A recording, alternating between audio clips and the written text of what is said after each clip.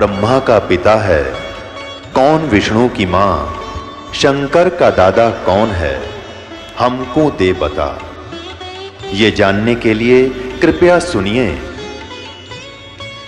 जगत गुरु तत्वदर्शी संत रामपाल जी महाराज के अमृत वचन सर्व पवित्र धर्मों के पवित्र शास्त्रों के आधार पर। तो परमात्मा से कहा था कि 3 युगों में जीव थोड़े ले जाना, भगवान आप आए हो यहाँ जीव लेने के लिए, और चौथे युग कलयुग में कितने ही ले जाना। तो परमात्मा ने कहा ठीक है तथास्तु। एक वचन और लिया था भगवान से कि परमात्मा जो आपका ज्ञान माने आपका, और मेरे ज्ञान पर आधारित रहे नकली ज्ञान पर, तो मेरा उसको ना ले जाना। परमात्मा बोले वो तो मेरा काम का को नहीं। तो जब सारी परमात्मा ने स्वीकृति दे दी, जब काल ने कहा था कि बेशक जा नीचे, तेरी कोई नहीं मानेगा, कलयुग में ऐसा कर दूंगा, नरे पंथ नरे मजहब बना दूंगा बहुत बहुत, और 12 नकली पंथ तेरे नाम ते, कबीर पंथ, सतलोक, सचखंड और अनेक पंथ में चलाऊं, इस जीवों को भरमाऊं, और देवल देव मंदिर पुजवाऊं, और या विद जीवों को भरमाऊं। जीव न माने कहा तुम्हारा, और बेशक जा तू ज्ञानी संसारा। फिर तुम्हारा जीव कहा नहीं मानेंगे। अब 12 पंथ चला दूंगा, कबीर कबीर पंथी ये नरे, ये सारे 12 पंथों में आते नकलियों में, और पंथ अनेक चलाऊं, ये राधा स्वामी पंथ, ये अनेक पंथा में आगे, ये सब काल प्रेरणा काल के चलाए हुए पंथ है। तो ये नहीं कि थोड़ी सी यहाँ एक और कंसेप्ट क्लियर करते हैं कि जो इस कबीर सागर में कबीर पंथियों ने अज्ञानतावश कुछ कटिंग कर दी, कुछ मिलावट कर दी, अपने अनुसार थोड़ा बहुत इन्होंने गड़बड़ की है, लेकिन फिर भी ये सच्चाई को छुपा नहीं सके। इस मालिक को पता था कि 600 साल में कुछ गड़बड़ी काल करवा देगा, काल के दूत कबीरपंथी होंगे। फिर उसकी पूर्ति के लिए कहा था उसी समय कि जो बर्मा पंथ होगा ना गरीबदास जी वाला, उसमें मेरी उसके द्वारा, क्योंकि पंथ चलेगा परमात्मा का, जैसे पंथ चले थे वो तो चले थे उनके खास पुण्यात्मा थे, लेकिन उसमें आगे फिर काल के दूत घुसते चले गए। तो 12वां पंथ जो गरीबदास जी का होगा, उसमें मेरी महिमा की वाणी फिर से प्रकट होगी, और वो जो मिलावट कर दी गई है या कोई जिसका जिसी समझ में आई उसने काट कर अपने हिसाब से लिख ली, कुछ एक स्थानों पर, सारी नहीं, तो उसकी पूर्ति उस वाणी से होगी जो गरीबदास जी बोलेगा। और वो ऐसा ही है। पहले ये दिखाते हैं कि 12 पंथ कौन कौन से हैं। अब देखिएगा ये वही कबीर सागर है। ये देखिएगा कबीर बाणी, एक अध्याय है इसमें कबीर बाणी, और ये 136 पृष्ठ पे है ये।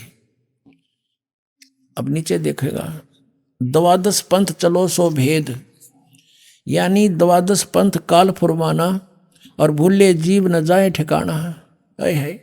इन 12 पंथों में काल का फुरमान, काल का आदेश, उसका ज्ञान भरा रहेगा। और इन 12 पंथों में जो नाम ले रखा है कबीर पंथों में, ये कभी ठिकाने नहीं जा सकते। ताते आगम कह हम राखा, वंश हमारा चूड़ामणि शाखा। यहाँ ठीक लिखा कि वंश हमारा चूड़ामणि शाखा। प्रथम जग में जागू बरमावे, और दूसरा सुरत गोपाल, तीसरा मूल निरंजन, चौथा टकसार पंथ, 5वां बीजक पंथ, और छठा ये सतनामी पंथ, और 7वां ये जीवा पंथ, ये राम कबीर पंथ। इस तरह के 12 पंथ। अब यहाँ इन्होंने थोड़ी गड़बड़ कर दी, इन्होंने यहाँ चूड़ामणि लगा दिया, यहाँ चूड़ामणि को वंश से बाहर कर दिया। प्रथम ये लिखना था, ये प्रथम वंश है, ये प्रथम वंश चूड़ामणि, और आगे शाखा। अब इसका यहाँ भेद चलेगा। ये है कबीर चरित्र बोध, और इसके ये 1870 पृष्ठ पे है, 1870 पे। यहाँ देखिएगा कबीर साहब के पंथों का वृंतांत। नंबर 1 है नारायण दास का पंथ। यहाँ इन्होंने ये नारायण दास पंथ गलत लिख दिया, क्योंकि नारायण दास तो कति कबीर से विमुख, कबीर जी से विमुख था, उसने तो ये स्वीकार ही नहीं किया था। यहाँ लिखना था प्रथम चूड़ामणि का पंथ, और दूसरा याज्ञोदास, तीसरा सूरत गोपाल, चौथा मूल निरंजन, 5वां टकसारी पंथ, और छठा भगवान दास का पंथ, सतनामी 7वां, 8वां कमाली पंथ, ये कमाल का पंथ, कमालिये, ये कमालिये लिखना। राम कबीर पंथ 9वां, परमधाम की वाणी 10वां, और 11वां जीवा पंथ, और 12वां गरीबदास पंथ। ये गरीबदास छुड़ानी वाले उनका 12वां पंथ है ये। अब यहाँ क्लियर लिखा है, और आगे देखो इनकी वाणी में फिर कैसे लिखा है। अब इससे ये समझ में आओगी ये कहाँ बोले हैं। अब हम आ जाते हैं कबीर वाणी बोध सागर, कबीर वाणी 136 पृष्ठ पे है। 12 पंथ चलो सो भेद। अब 12 पंथ काल फुरमाना, भूले जीव न जाए ठिकाना, ये कबीर परमेश्वर की वाणी है। और ताते आगम कह हम व्याख्या, हमने भविष्य की बात बता दी तेरे को धर्मदास। और वंश हमारा, ये प्रथम लिखना था, प्रथम हमारा चूड़ामणि शाखा, ये चूड़ामणि है प्रथम शाखा हमारी। यह उन्होंने वहाँ प्रथम लिख दिया, इन्होंने जग्गू लिख दिया दूसरा, ये प्रथम ये लिख होना चाहिए था, प्रथम ने जग्गू लिख दिया, जबकि यहाँ लिखना चाहिए था प्रथम, ये चूड़ामणि को प्रथम लिखना चाहिए था जब पूरे होंगे 12। फिर भी हम इनकी जो अज्ञानता इन्होंने की है स्पष्ट है। ताते आगम कह हम राख्या, वंश हमारा चूड़ामणि शाखा, ये प्रथम समझो। अब प्रथम जागू जैसे आपने देखा था यहाँ पर, क्योंकि ये पैरेलल चलेगा जब समझ में आओगी, बहुत उलझावा है। प्रथम नारायण दास लिखा है ना, यहाँ लिखना था ये चूड़ामणि, और दूसरा जागू दास जागू, और तीसरा सूरत गोपाल, चौथा मूल निरंजन टकसार का पंथ। अब ये याद रह जाएंगे आपके, दोबारा फिर दिखाऊंगा यहाँ पर। अब हम कबीर वाणी कबीर बोध सागर में आगे 136 पृष्ठ पे, ये प्रथम जागू लिख दिया इन्होंने, ये दूसरा जागू होना चाहिए था, और तीसरा सूरत गोपाल मूल निरंजन की, वही है नो के नो, वहाँ क्लियर लिखा हुआ टकसार का भेद, ये बीजक पंथ जीवा का पंथ बोले इसने। फिर है 6वां है सतनामी, फिर राम कबीर पंथ, ये ज्ञानी पंथ 10वां, और 11वां ये भेद परम धाम की वाणी, ये परम धाम की वाणी जो पंथ है ये 10वां है, ये 11वां, ये 10वां लिखा। अब 12वां संवत 1775 हुई, ये मिसप्रिंट हो रहा है यहाँ पर, संवत 1775 है, नहीं है 74 होना चाहिए। संवत 1774 में गरीबदास जी का जन्म है, और ये 12वां पंथ गरीबदास पंथ है। संवत 1774 और सन 1717 में गरीबदास जी का जन्म हुआ था। और ता दिन प्रेम प्रगटे जग सोई, यानी गरीबदास जी के बाद कबीर साहब की फिर से महिमा हुई थोड़ी थोड़ी। आगे देखा, आज्ञा रहे ब्रह्म बोध लावे, कोली चमार सब के घर खावे, साख हमारी लेस जीव समझावे, असंख्यों जन्म ठोर नहीं पावे। ये 12वें पंथ प्रगट है वाणी, ये 12वें पंथ के विषय में बता रहे हैं कि मेरी महिमा की वाणी प्रगट फेर होएगी। 12वें पंथ 12वां पंथ गरीबदास पंथ, फिर देख लीजिए, ये है कबीर चरित्र बोध में, और 1870 पे कबीर साहब के 12 पंथों का ये 12वां पंथ गरीबदास पंथ है। अब 12वें पंथ का हम फिर आगे यहाँ पर 136-37 पे बोध सागर में, और कबीर वाणी चैप्टर पे 12वें पंथ प्रगट हुआ वाणी, हवे होता ही हो, 12वें पंथ प्रगट हुआ वाणी, और शब्द हमारे का निर्णय ठानी। गरीबदास जी के द्वारा मेरी महिमा की वाणी, मेरी यथार्थ ज्ञान फिर से प्रकट करवाऊंगा।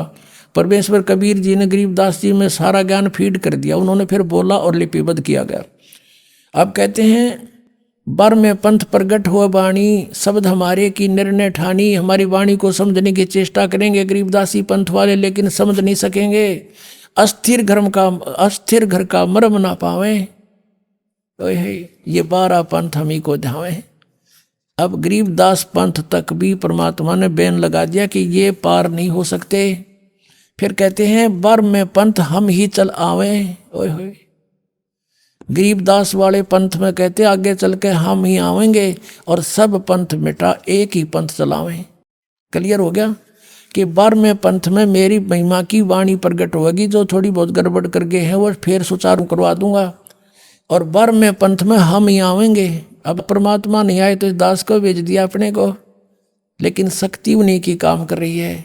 और सब पंथ मिटा एक ही पंथ चलावें। अब देख लेना कुछ दिनों में इस विश्व में एक ही पंथ रहेगा, एक ही भक्ति का मार्ग रहेगा। अब फिर क्या कहते हैं कि प्रथम चरण कलयुग निराणा, तब मगर मांडो मैदाना। धर्मराय से मांडो बाजी, तब धर बोधो पंडित काजी। अब कहते हैं प्रथम चरण जो होगा, 3 चरण बताए हैं, एक प्रथम, एक लास्ट और ये मध्य का। तो प्रथम कलयुग में वहां से शुरू हुआ, परमात्मा मगर से शरीर गए थे, लाखों लोगों के व्यक्तियों की उपस्थिति में, ये प्रथम चरण था। अब यहाँ से समझ में आओगी कि 12वें पंथ में मेरी वाणी प्रकट होगी, सही ज्ञान उससे मिलेगा। अब यहाँ कहते 5505 तब ये शब्द होगा साचा। ओए होए, कहते 5505 वर्ष जब कलयुग बीत जाएगा तब ये मेरी बात साची होंगी, जो आज मैं बता रहा हूँ तेरे को कि हम प्रकट होंगे, सब ज्ञान सब पंथों को मिटा के एक पंथ चला देंगे। धर्मदास मोरी लाख दुहाई, ये मूल शब्द बार ना जाई, ये बार है। और पवित्र ज्ञान तुम जग में भाखो, मूल ज्ञान तुम गुप्त राखो, मूल ज्ञान जो बाहर पढ़ी, ये बिचली पीढ़ी वंश हंस नहीं तरही। 33 अरब ज्ञान हम बाख्या, और मूल ज्ञान हमने गुप्त ही राख्या। गोय माने गुप्त। मूल ज्ञान तुम तब तक छिपाई, जब लग 12 पंथ बिटाई।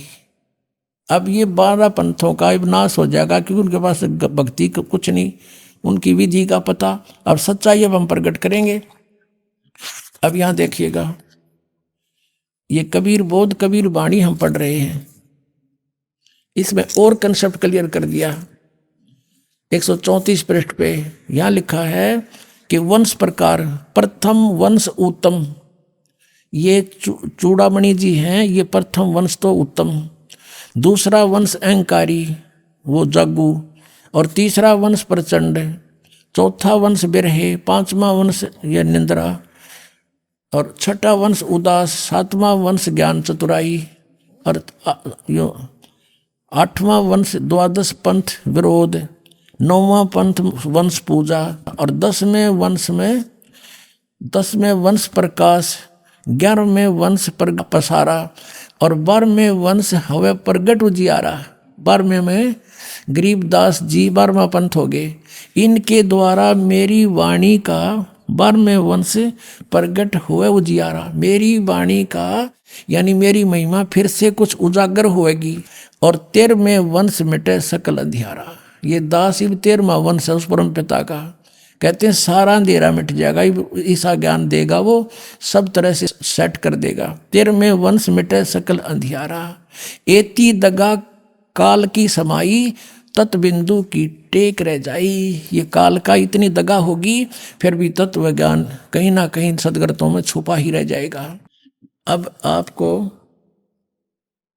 जिसलिए सारा कुछ प्रकरण दिया है, जैसे आप जी ने ऋग्वेद मंडल नंबर 9 सूक्त नंबर 1 मंत्र 8-9 में स्पष्ट देख लिया कि उस परमेश्वर को उग्र गतियां प्रेरणा करती हैं, और वो परमात्मा एक सुंदर शरीर को प्राप्त होता है, भासमान शरीर को, और उसके 3 प्रकार का शरीर होता है। और जब उन 3 प्रकार के शरीरों में जो लीला करता है, उनमें से एक में शिशु रूप धारण करके आता है, तब कुंवारी गाय से दूध पीता है।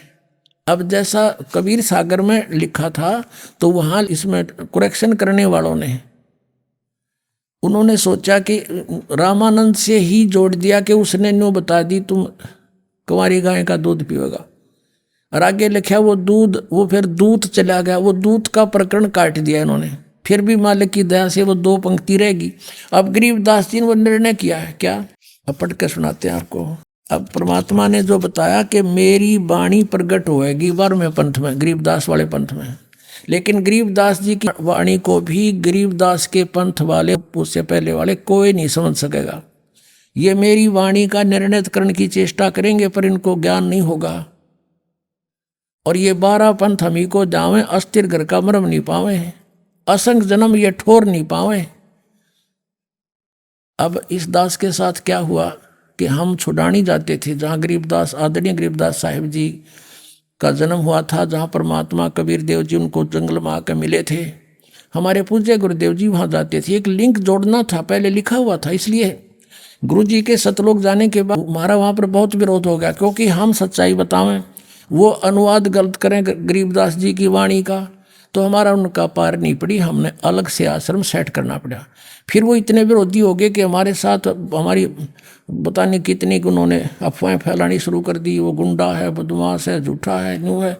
तो वो कांड करवा दिया करो था कुछ ये, और दूसरे पंथी लाग लिया, आर्य समाज वाले जो उनकी पोल खोल दी, दास ने सच्चाई बता गए, तो सब ने मिलकर ये पंगा पा दिया। लेकिन भगवान का साथ जिसके साथ है उसका कोई कुछ नहीं बिगाड़ सकता। पहले से 1000 गुना आगे बढ़ गया हमारा पंथ, पूरे विश्व में चला गया परमात्मा का ज्ञान, क्योंकि ये परमात्मा का चलाया हुआ है।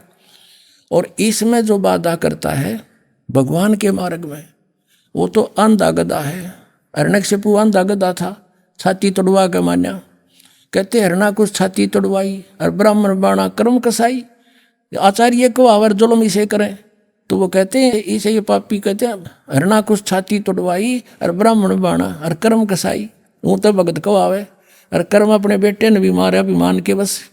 तो कहने का भाव ये है कि ये आचार्य को आवे और गुरु और अपने शिष्य भ्रमित करें, झूठ बोला झूठ बोला। हम तो प्रमाण दिखाते हैं और जो तुमने लिखा है वो रूबरू कराते हैं। पता झूठ क्या कहाँ बोल दी मैंने, मत लिखा हुआ दिखाता हूँ, आपके गुरु ने ये लिख रखा है और वेद ये बता रहे हैं। बता झूठ कब बोल गया मन, तो फुर्सत है कोई ना झूठ बोलने की, टाइम है कोई नहीं, कोई सारी साची दरी भगवान ने लिख रखी। अब गरीबदास जी की वाणी में पारक का अंग है, एक चैप्टर है पारक का अंग, उसमें बहुत निर्णायक ज्ञान दिया है। क्या लिखा है? शिव उतरे शिवपुरी से अवगत बदन विनोदी, मैं के कमल खुशी बहे लिया ईस को गोदी। शिव उतरे शिवपुरी से अवगत बदन विनोद, और महक के कमल खुशी बहे और लिया ईस को गोद। नजर नजर से मिल गई किया ईस प्रणाम। अब गरीबदास जी ने पूर्ति की है, जो वो दूत आ गया, दूध चला गया, फिर खुश हुआ, यो बकवाद कर कि कुछ मिलावट और कुछ कटिंग पटिंग करके उन्होंने सोचा कि ऐसा कौन हो गया, ये हो गया। अरे सच्चाई ये थी जो गरीबदास जी ने बताया। जैसे आदरणीय तुलसीदास साहिब जी ने श्री रामचंद्र जी की रामायण लाखों वर्ष पहले जो घटना घटी थी, अब कलयुग में एज इट इज लिख दी चौपाइयों के माध्यम से, और सबको मान्य है वो, क्योंकि एक दिव्य दृष्टि रेंज होती है। उस तुलसीदास की रेंज खुल गई थी, वह दिव्य दृष्टि खुल गई थी, और पीछे की जो चलचित्र की तरह सामने आ जाती सब घटनाएं, वो तुलसीदास जी ने लिख दी थी, और वो सही है। ऐसे ही गरीबदास जी ने, परमात्मा ने गरीबदास जी की दिव्य दृष्टि खोल दी, ज्ञान योग खोल दिया। अब वही जो लीलाएं काशी में घटी थी, उसे अरबों खरबों वर्ष पहले सृष्टि जहाँ से प्रारंभ हुई वहाँ तक की रेंज मालिक की, क्योंकि ये दूरबीन की रेंज होती है, दूरदर्शी की। तो परमात्मा जो गरीबदास जी को रेंज दी वह सबसे दूर तक की रेंज की थी। तो गरीबदास जी ने जो भी वार्ता हुई वो चलचित्र की तरह देखकर जब बोली ये वाणी, क्या लिखा है? शिव उतरे शिवपुरी से अवगत बदन विनोद, मैं के कमल खुशी भये लिया ईस को गोदे। शिव भगवान ने जो साधु रूप में खड़े थे, बालक रूप परमात्मा को गोद में ले लिया। नजर नजर से मिल गई किया ईस प्रणाम। जब दोनों शक्तियों की आपस में नजर मिली तो उसने परमात्मा को प्रणाम किया शिव जी ने, और क्या कहा? धन मोमन धन पूरे ना ये धन काशी नी कामे। कि ऐसे महापुरुष आए।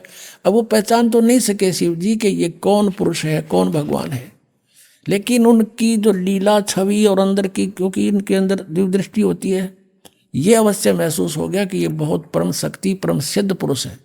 इन ब्रह्मा विष्णु महेश से तो बहुत अन्य और भी सिद्ध से अलग अलग वैरायटी की शक्तियाँ होती हैं। इनसे जो अलग और भी अच्छे संत साधु होते हैं, तो इन्होंने सोचा कि कोई और परम शक्ति है जिसको हम भी नहीं जानते, वहाँ से कोई अवतार आया है ये। तो इस जान करके उन्होंने भगवान शिव ने भी प्रणाम किया। 7 बार चर्चा करी ये बोले बालक बहने, शिव को कर मस्तक धैर्या ल्या मोमन एक धैनु। अब 7 बार कबीर साहिब की बालक रूप में, नवजात शिशु रूप में और शिव जी भगवान साधु रूप में खड़े। 7 बार बातचीत हुई और वो खड़ी खड़ा देख रहे दोनों पति पत्नी। वो सोच रहे साधु में इतनी करामात है कि मेरा बेटा बुलवा दिया, अवश्य ये मेरे बच्चे को दूध भी पिलाएगा। फिर शिव ने कहा उस सिर पे हाथ धरकर मोमिन को कि धन भाग है तुम्हारे। मोमिन माने मुसलमान। नीरू को कहा कि जाओ, धन भाग है तुम्हारे घर पे ऐसे बच्चा आया है, तो परम शक्ति है। और इस काशी का भी धन भाग है जहां पर ऐसे संत प्रगट हुए हैं। 7 बार चर्चा करी, बोले बालक बेने, शिव को कर मस्तक धैर्या, ल्या मोमन एक धेनु ल्या धैन। और अनव्यावर को दूहत है, दूध दिया तत्काल। कुंवारी को बिना ब्याई को कुंवारी को दूहत है, दूध दिया तत्काल। पीवै बालक ब्रह्म गति ही, ता शिव भये दयाल। अब यहां भी स्पष्ट लिख दिया कि कुंवारी गाय का दूध पिया उस बालक ने। और उन परमात्मा की उस सूक्ष्म वेद में लीला में भी लिखा है कि जाके संग बैल नहीं लागा, कि एक गाय ला जिसके संग बैल नहीं लागा, यानी कति अनटच। और वेद बताते हैं, ऋग्वेद मंडल नंबर 9 सूक्त नंबर 1 मंत्र नंबर 8-9 में स्पष्ट किया है कि वो परमात्मा जब आते हैं एक सुंदर रूप धारण करते हैं तेजों में। 3 सती थी उनका रूप है, उनमें से एक सती थी जो शिशु रूप में प्रकट होते हैं। उस समय वो बालक रूप में प्रकट परमात्मा की परवरिश की लीला कुंवारी गाय से होती है।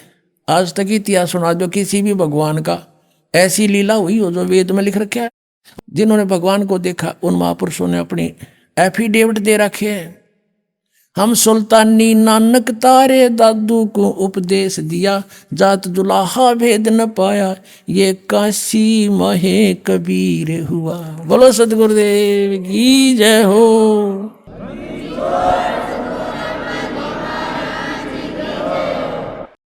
परम पिता परमात्मा पूर्ण ब्रह्म सर्वसृष्टि रचनहार कुल मालिक कबीर साहिब जी, ये हम सभी आत्माओं के पिता हैं, ये परमात्मा है। पुण्यात्माओं, आध्यात्मिक ज्ञान इतना उलझ चुका है कि इसको अब सुलझाना बहुत ही कठिन हो रहा है। ये ऐसा क्यों हो रहा है? हमारे सदग्रंथ क्या बता रहे हैं और हमें ज्ञान क्या मिला? इसका कारण क्या था?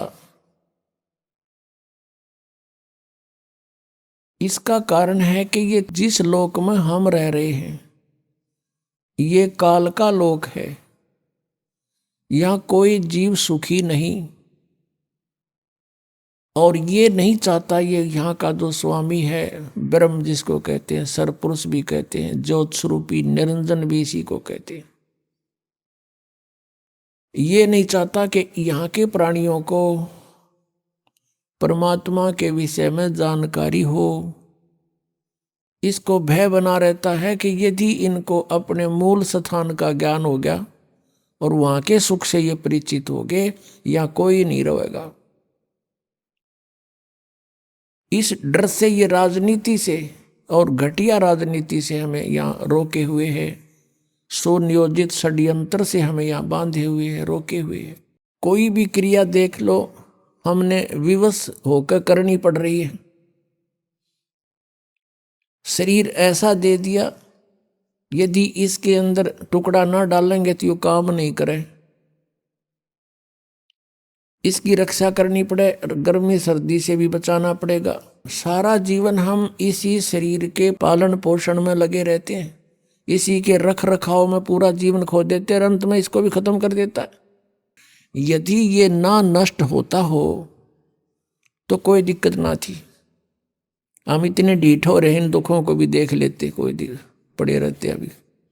लेकिन ये नष्ट भी साथ होता है, ये डर साथ बना रहता है। कहने का भाव ये है कि जब तक हम इस आध्यात्मिक ज्ञान से पूर्ण रूप से परिचित नहीं होंगे, हम परमात्मा की भक्ति ना तो कर सकते और ना ही अपने उद्देश्य में सफल हो सकते। तो इसके लिए हमने उस परमात्मा को पहचानना है। जैसे आज सुबह के सत्संग में आपको सुनाया था कि पूर्ण परमात्मा परम अक्षर ब्रह्म वो स्वयं ही सतलोक से चलकर आता है और अपनी प्यारी आत्माओं को, अच्छी आत्माओं को मिलते हैं, उनको तत्व ज्ञान से परिचित कराते हैं। परमात्मा ऊपर सतलोक में रहते हैं, तीसरे मुक्ति धाम में विराजमान है। अपनात्मा ये चारों वेद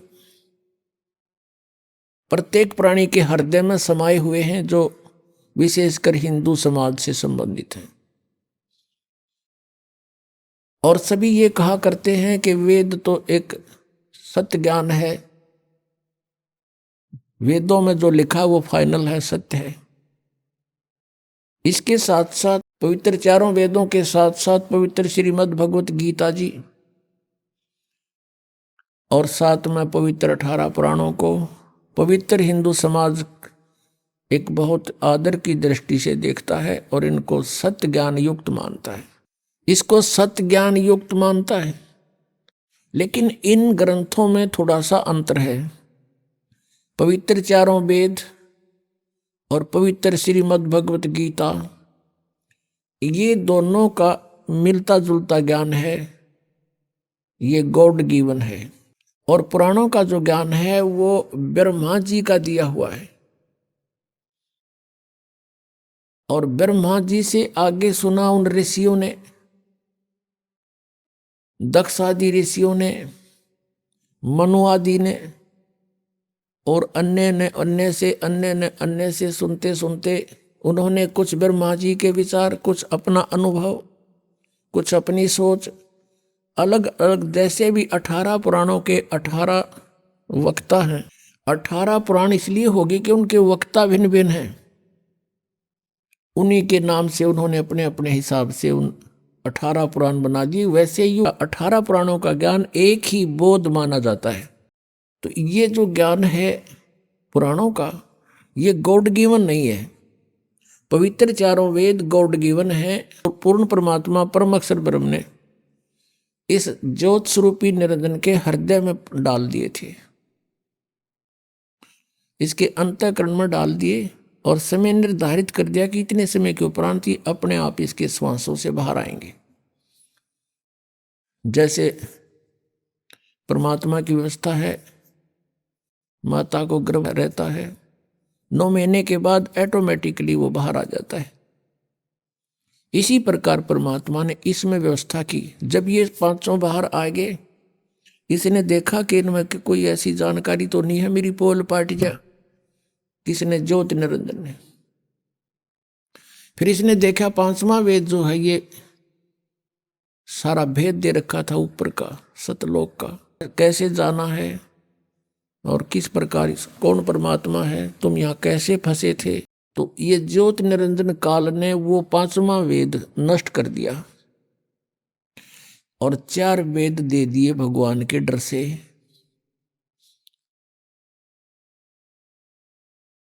इन चारों वेदों में पूर्ण परमात्मा की महिमा है, साथ साथ में इसकी भी महिमा है। ये कितने सतर का भगवान है, इसकी भक्ति से कितना लाभ हो सकता है।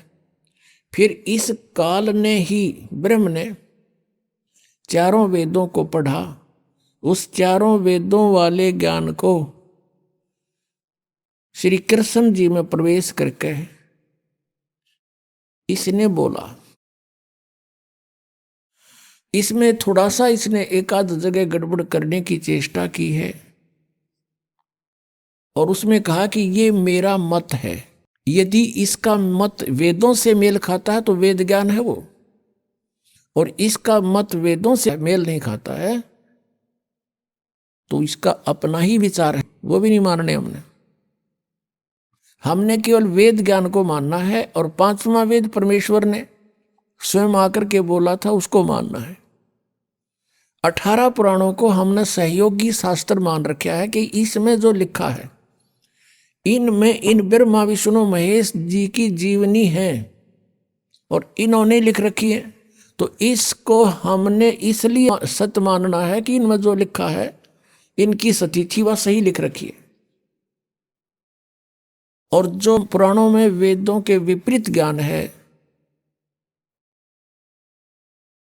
वो मान्य नहीं है। विपरीत कौन सा है? जैसे वे ऑफ वर्शिप।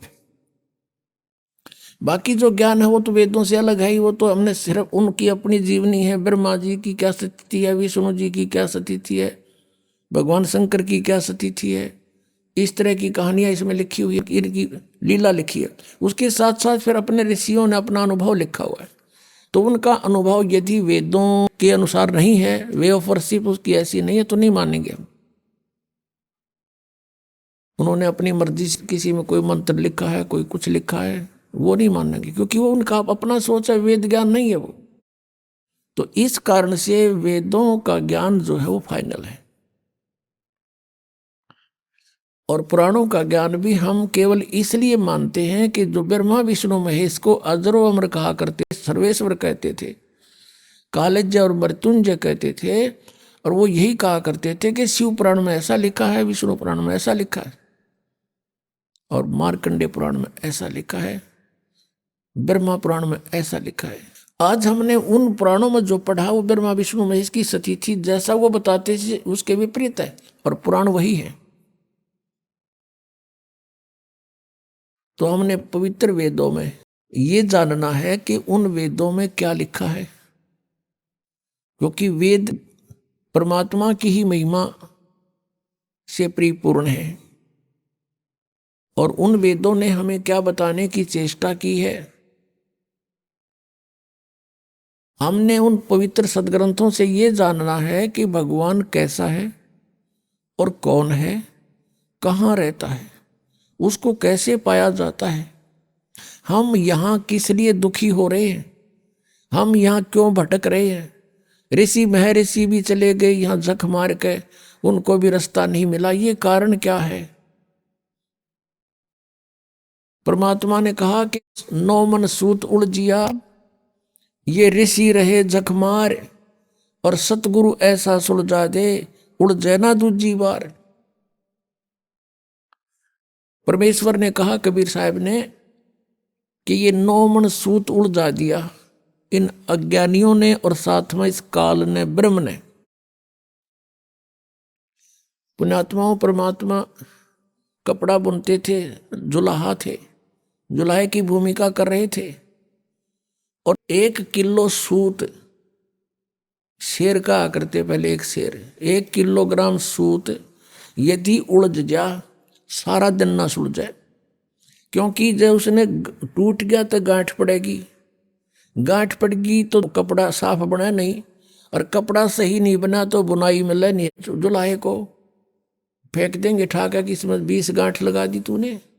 तो परमात्मा कहते हैं कि एक शेर 1 किलोग्राम सूत को सुलझाने में सारा दिन लगाना पड़ता है। तो ऐसे ये आध्यात्मिक ज्ञान रूपी सूत 9 मन उलझा दिया इन्होंने। कोई कुछ ज्ञान बताता है, कोई कुछ साधना बताता है, जैसे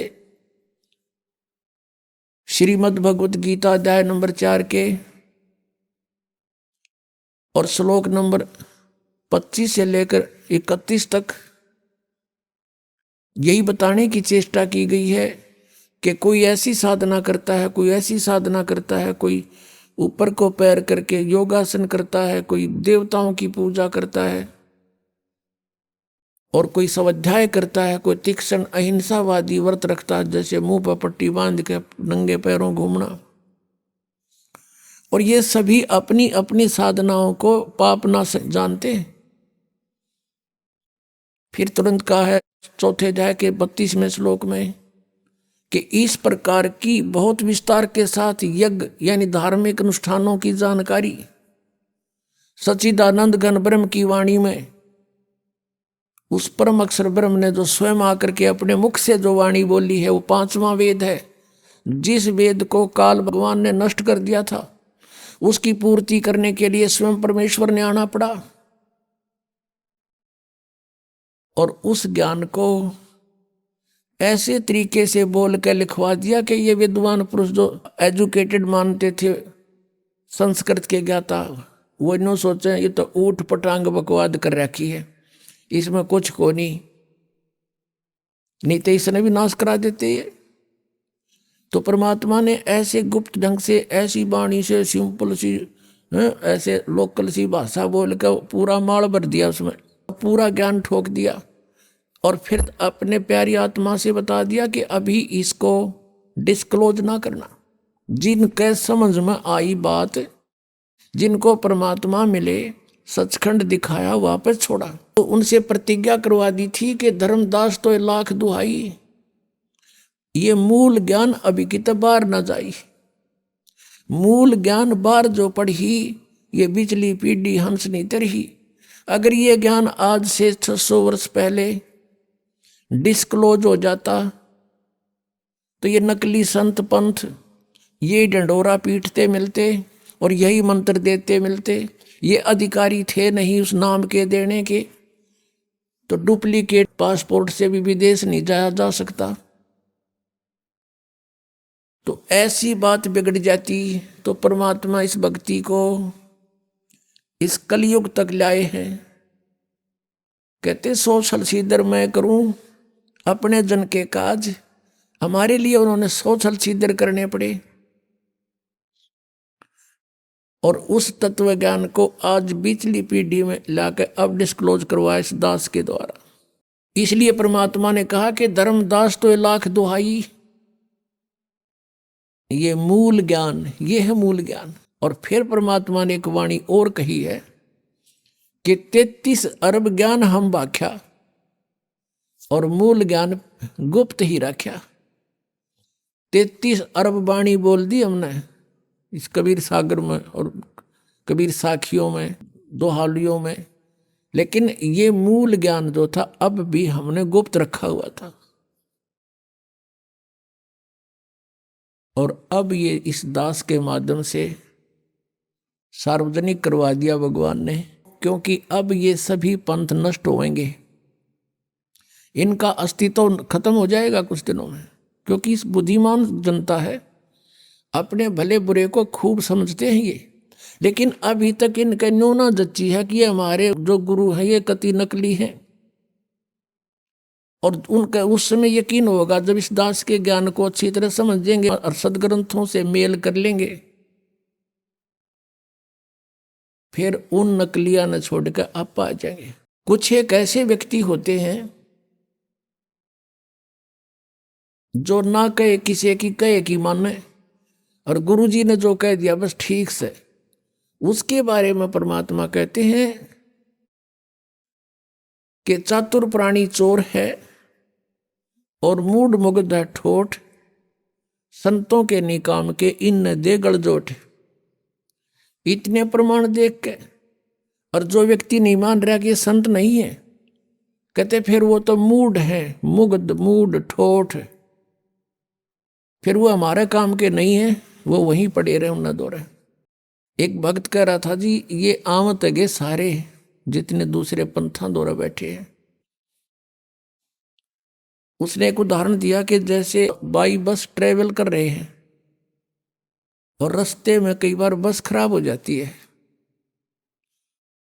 तो कुछ तो बुद्धिमान से जब आइडिया ला लें कि यह खराब होगी, झटकम पटकम होने लाग रही है, जब रुक जा और साथ में दूसरी बस आ जाती है तुरंत उतर कर चढ़ जाते हैं, वह ना देखते कदे किराया दोबारा देना पड़े।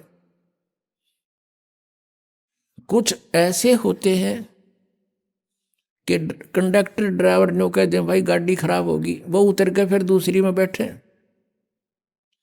और उन्होंने कहता कुछ ऐसे होते हैं फिर भी बैठे रहे कंडक्टर ड्राइवर के कहीं पाछे भी, वह जब उतरेंगे जब कंडक्टर ड्राइवर भी दूसरी बस में चढ़ लेंगे, वह जब उतरा करें क्या सचमुच ये भी नारा इब्त है तो कुछ ऐसे हैं जब इनके गुरुजी आते यहाँ तो पलायन कर जाएंगे, क्योंकि जनता इनको जीण नहीं देगी। यहाँ पर इनका अनमोल जीवन बर्बाद कर रखा, एक सांस की कीमत है। परमात्मा कहते कहता हूं कहीं जातूं कहूं बजा के ढोल, और ये श्वास जो खाली जाता है ये 3 लोक का मोल है। एक श्वास की इतनी कीमत, और मनुष्य जीवन के कितने जीवन सांस बर्बाद कर दिए, क्योंकि श्वासों से जीवन है जीव का, और ये कितने बर्बाद हो गए सत भक्ति ना करने से। तो वो जो उनके कति श्रद्धालु गणे हैं बिना ज्ञान के, वो जब आओगे यहाँ पर तो वो भी हाथ खड़ा कर देंगे कि हमारे पल्ला ना कुछ। तो ये भी पुण्यात्मा होगा, कोई ऐसा कह देता है। वैसे यहाँ बहुत से ऐसे महंत हैं जो बहुत से शिष्य बनाए हुए थे, उनके शिष्यों ने उनसे संपर्क साधा इस ज्ञान से परिचित होकर के, और कहा जी देखो आप भी भगवान के लिए निकले हो और हम भी भगवान के लिए ही आपके अनुयायी बने हैं। यदि ये ज्ञान गलत है तो हमें क्लियर करके बता दो। अगर ये रामपाल ज्ञान गलत बोल रहा है तो हमें बताओ, ये प्रमाण दे रखे, और नहीं तो फिर आप भी आओ। अब थोड़ी बहुत देर तक वो गुरु अग्रम मग्रम करता है, लेकिन फिर विवश हो जाता है, क्योंकि उसको भी भगवान चाहिए। अगर इतनी सच्चाई देखकर वो नहीं आते हैं, नहीं मानते हैं, तो वो संत है नहीं, वो तो परमात्मा भी नहीं चाहते, केवल महिमा चाहते हैं अपनी। बस चेले बने रहे, जय जयकार हो ही रहे, फिर कट्ठे भूत बनेंगे सारे। आदरणीय गरीबदास साहिब जी को जो परमात्मा ने उनको ये तत्व ज्ञान दे दिया था,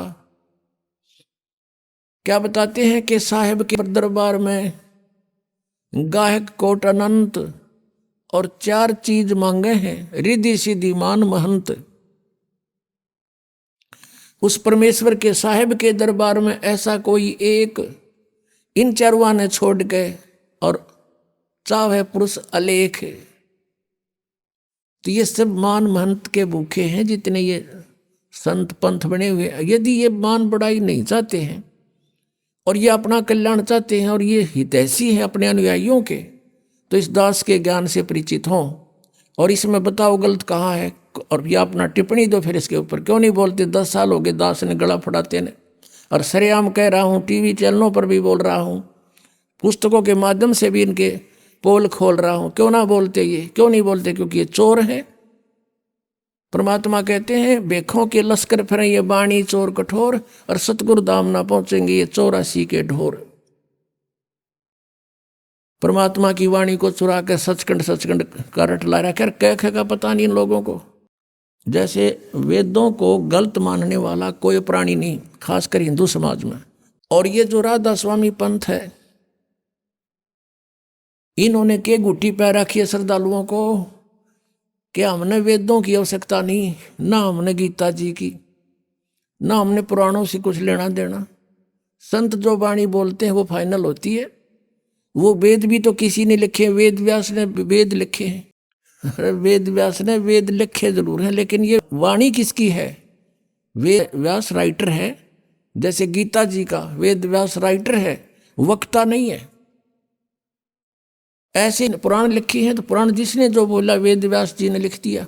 जो 4 वेद थे, जो उनका यथार्थ ज्ञान ऋषियों ने घोट रखा था, वो एजिटीज उन्होंने लिख दिया परमात्मा से प्राप्त करके, क्योंकि भगवान ने आके ज्ञान दिया था।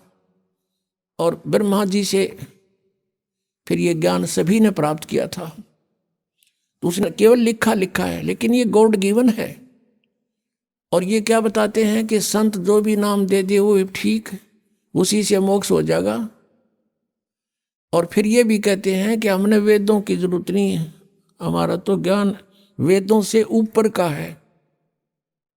वेदों से ऊपर का हमारा ज्ञान है। और हम जैसे कोई कहता है, जैसे यहाँ कमल बताते हैं शरीर में पीछे, तो वो कहते हैं हम तो सीधे त्रिकुटी से चलते हैं, हमने त्रिकुटी यहाँ नहीं है, वैसे वो यहाँ बताते हैं, यहाँ बैक में होती है। और कहते हैं हम सीधे त्रिकुटी से चलते हैं, हमारा तो वहाँ से मार्ग शुरू होता है। अब पुण्यात्माओं जो वेद ज्ञान को गलत बताते हैं, तो इससे होता है कि उनका ज्ञान तक घना निर्मल पढ़ना चाहिए। वेदों से ऊपर का है तो कुछ वेदों वाला भी थोड़ा बहुत समावेश चाहिए उसके अंदर।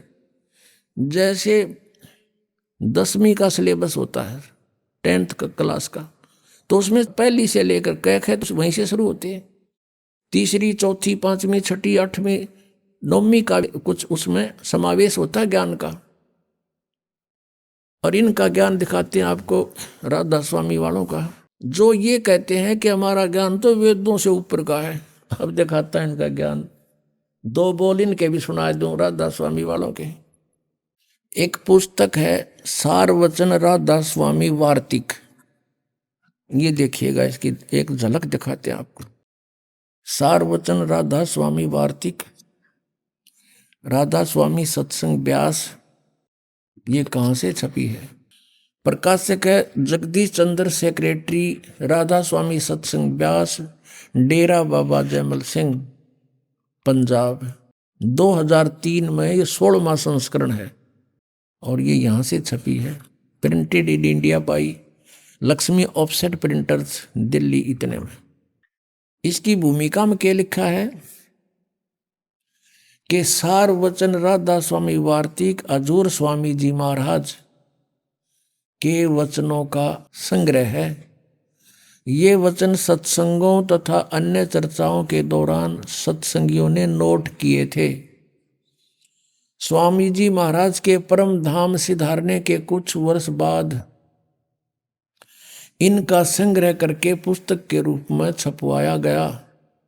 आइए अब हम उन श्रद्धालुओं के अनुभव जानते हैं जो जगत गुरु तत्वदर्शी संत रामपाल जी महाराज जी से दीक्षा प्राप्त कर चुके हैं तथा उनके द्वारा बताए गए भक्ति मार्ग पर चल रहे हैं। सर नमस्कार। नमस्कार जी।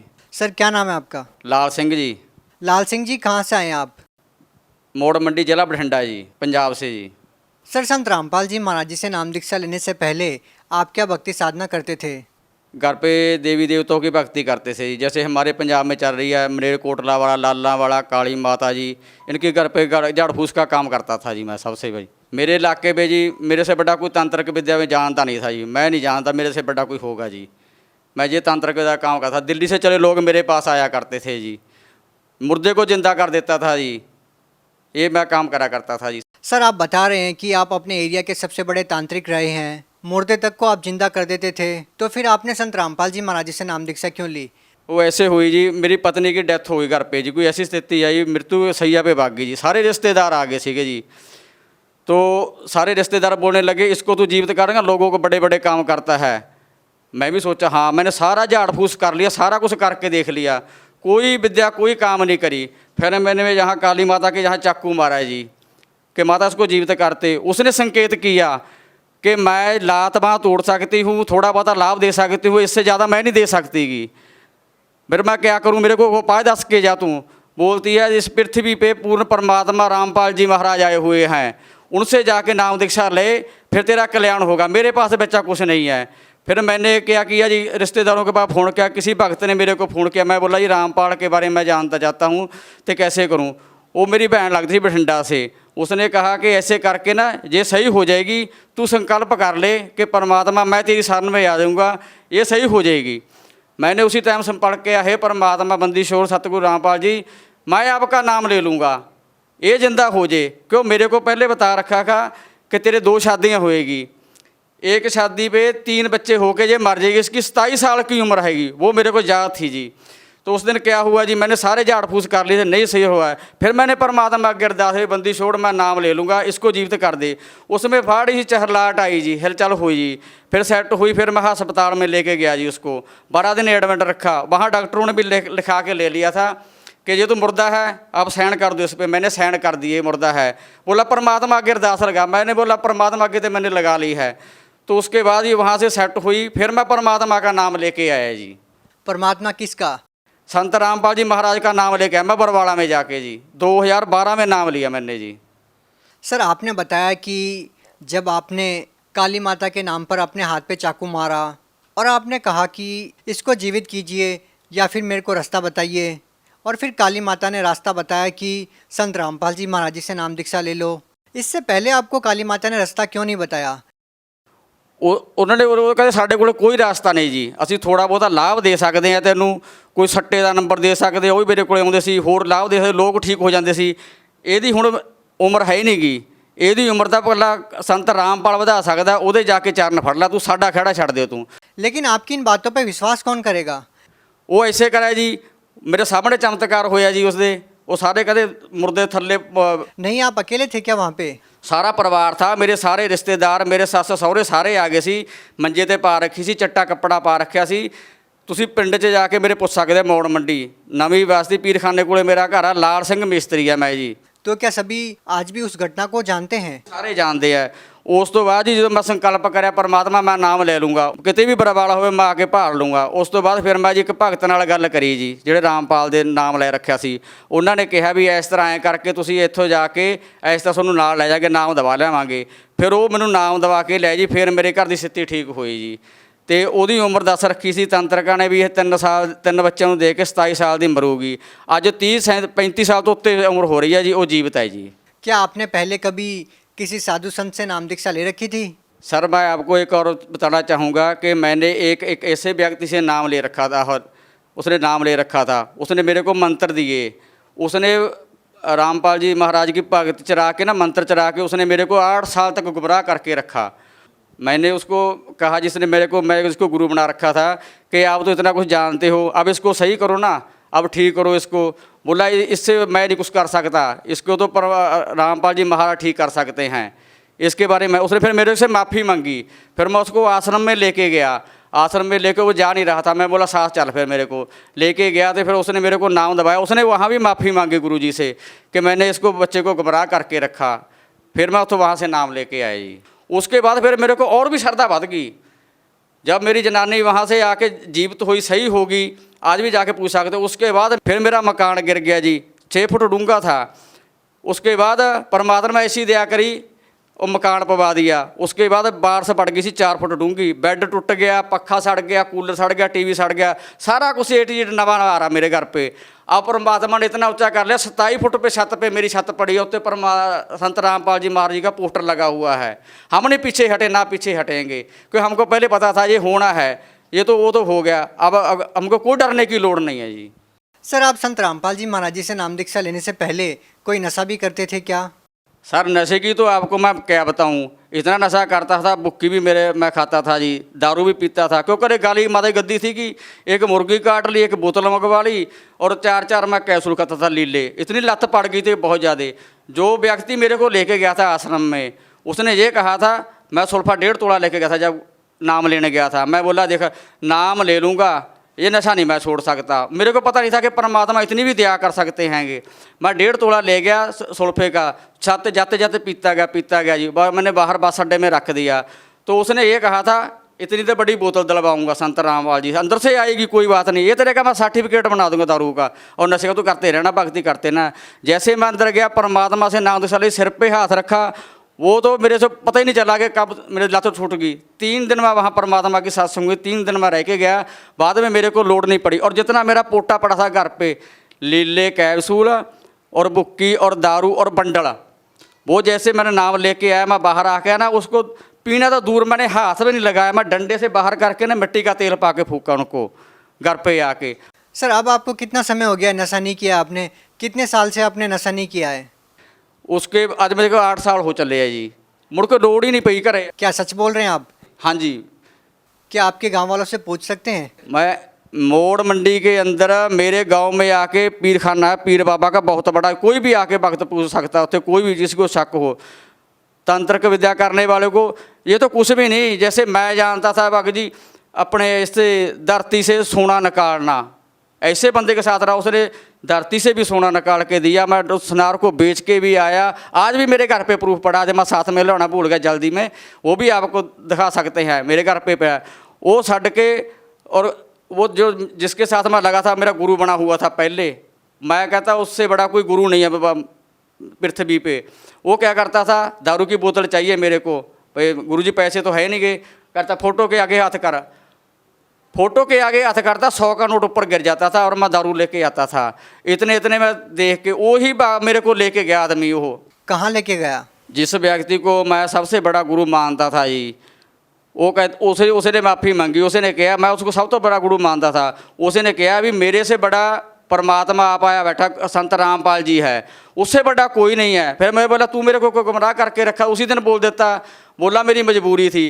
फिर मेरे को वहाँ लेके गया। और एक बात और बताना चाहता भगत जी आपको, वो उसने नाम ले रखा था गुरु जी का, नाम लेके छोड़ के ना जो भक्ति बोध में अपने दिए हुए हैंगे सप्त उजागर सतपुरुष मेरे सुख के सागर, इसके जो बाणी थी ना परमात्मा की, उसने मेरे को मुनि की कलाम में बड़ा दी थी। मेरे को नहीं पता था भी बाणी कौन सी काम कर रही हैगी। फिर उसने वहाँ जाके माफ़ी मांगी, उसके मेरे को बना के रखे थे, उसने मंत्र बना के दे रखे थे। फिर मेरे को उसने सारी बात जाके आसन ने बताई कि मेरे को माफ़ कर दो बाकी जी, मैं आपको ऐसे गुमराह करके रखा हूँ, ये परमात्मा आए हुए हैं, इनके चरण नहीं छोड़ना। उसके बाद फिर मैंने पूछे मुड़ के नहीं देखा दुनिया से जी। क्या आज भी आप तांत्रिक का काम करते हैं? जैसे कि आपने बताया कि एक पीर बाबा की दरगाह है जहाँ पे आप रहते हैं। नहीं हुण नहीं मैं काम करता, हूँ तो लोड़ ही नहीं पैंदी भगत जी, अब तो लोड़ ही नहीं पड़ी भगत जी उसके बाद न करने की। क्यों? एक बंदा 10 कैप्सूल के देता है, डॉक्टर एक 10 कैप्सूल देता है कि आपकी बीमारी ठीक हो जाएगी, 10 कैप्सूल करो, और कोई एक ही कैप्सूल दे दे वो भी राम नाम का, फिर हमको 9 खाने की क्या लोड़ है भगत जी, 10 खाने की। क्या आज आप पूर्ण रूप से स्वस्थ हैं? क्या आपका परिवार आज पूरी तरीके से ठीक है? जब से मैंने संत रामपाल जी से दीक्षा ली है ना, मेरा सारा कुछ सेट हो रहा है जी, घर भी बन गया, सब कुछ बन गया, अब भी सब कुछ सही चल रहा है जी। तो उसके बाद एक मैं अनुभव और बताना चाहता हूँ जी। मेरी लड़की है जी 22 साल की, तो वो बीमार हो गई जी। मेरे घर पे सिर्फ 1000 रुपये पड़े थे जी, 400 तो डॉक्टरों ने ले लिया जी, तो 600 रुपया बाकी रह गया जी। फिर मैंने संत रामपाल जी से अरदास करी, भक्तों ने कहा कि अरदास लगा गुरु जी से। डॉक्टर बोला चंडीगढ़ ले जा। मैं बोला मेरे पास तो 1000 रुपये, मैं चंडीगढ़ कहाँ से ले जाऊँगा इसको। तो अरदास लगाई कि ऐसे ऐसे करके जी, ऐसे ये बात है जी। तो मैं बोला भगत जी अगर मेरी लड़की मर गई ना तो उसको मैं यहाँ जला भी नहीं सकता, मेरी औकात नहीं कि हमारे राम बाग में 2200 रुपये की पर्ची काटते हैं, मैं गरीब कहाँ से दूंगा, और संस्कार भी आप यहीं कर देना, मैं आश्रम में लेके आ रहा हूँ। तो उन्होंने कहा बेटा तू घबरा नहीं भगत जी, गुरु जी से अरदास लगाते हैं संत रामपाल जी से, वो तेरे को अरदास बताएंगे, फिर उसके बाद बात करेंगे। संत रामपाल जी महाराज ने कहा कि परमात्मा में विश्वास रखो, भक्ति करो, ये सेट हो जाएगी, ठीक हो जाएगी। उसके बाद एक गोली की लोड़ बनी पड़ी भगत जी। सर भगत समाज को आप क्या संदेश देना चाहेंगे? मैं भगत समाज को ये संदेश देना चाहता हूँ भगत जी, सर जी, कि ये तंत्र के विद्या में एक चक्कर में ना पड़े। जैसे जेड़ा मेरा गुरु बनाया हुआ, मेरा गुरु बना रखा था, मैं बोला उससे बड़ा और मेरे से बड़ा कोई गुरु नहीं था। इसमें कुछ नहीं रखा, मैंने सारे खेड़ के देख लिए है, सारे करके देख लिए है, इसमें कुछ नहीं रखा है। इसमें जो ये काम करते हैं ना झाड़ फूस का, सियाणियां दा, पंजाबी में सियाणा जो बड़े बड़े बाबे बने फिरते हैं, कुछ भी नहीं ये परमात्मा की शरण च संत रामपाल की शरण में जाओ, जो थोड़े नहीं काम बनते ना वो भी बनणगे थोड़े। उत्थों जाके मैं गया पर शरण च गया संत रामपाल जी, उत्थे उन्हें भी माफ़ी मंगी तो मैं भी माफ़ी मंगी, हे परमात्मा मैं दुनिया नहीं लुटूंगा, जो कुछ कर रहे हैं ना असीं ये आपदे बच्चों वास्ते कोड़ इकट्ठा कर रहे हैं, ये समझ लो, ये सारा पाप कमा रहे हैं। हुण संत रामपाल जी को जाओ, वो तो नाम दीक्षा लो तो आपका कल्याण करो, जिन्हें बच्चे चाहिए नेगे। नहीं ये पता नहीं काल के जाल च फसे हुए हैं, काल कुल च पुट मार ले, बस रोण तो बिना होर थोड़े कोल कुछ नहीं रह जाता। जिन्ने भी तांत्रिक का काम करते नेगे सारिਆਂ ਨੂੰ मैं हथ जोड़ के प्रार्थना करता है भी इस काम ਨੂੰ छड्ड दिओ तो तुसीं आपदा संत रामपाल जी शरण च जाके ਉਹਦਾ ਗਿਆਨ सुनो। चैनल ते 7:40 ते आ रहा है। बहुत बहुत धन्यवाद। सत श्री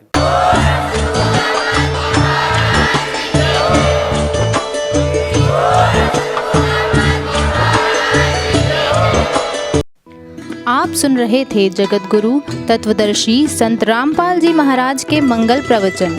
अधिक जानकारी के लिए संपर्क करें।